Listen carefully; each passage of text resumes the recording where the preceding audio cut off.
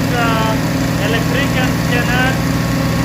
We are working or evacuating the system from this air conditioning system. And this is how we make the connection from the evacuating pump. This is the evacuating pump, and we connect one pipe which is connected to the gauge manifold. The gauge manifolds are connected from one is from the suction side. It is going to the suction side and connected to the charging manifold.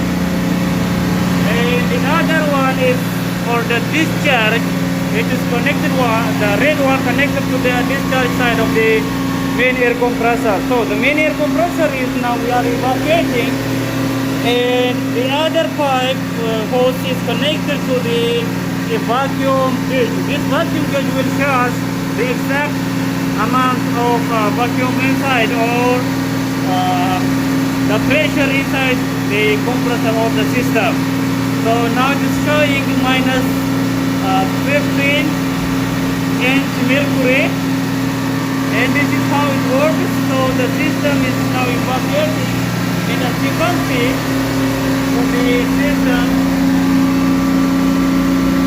compressor number 1, 0.8, suction is negative. So you can see from here also, showing minus 15. Suction is showing like that. And this is the AC system. This is the suction line. This one is suction. This one is the suction line, and this one is the discharge line. All are already open. Also the suction side is already open. And this is the gauge manifold which is connected direct from the vacuum pump to the system. So the vacuum pump is working. Now it's running. As you can see, there is a gas coming out. So now we are evacuating. So this shows that the gas is evacuating.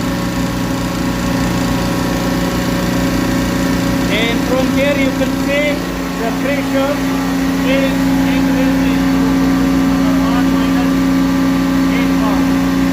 Vacuum is increasing.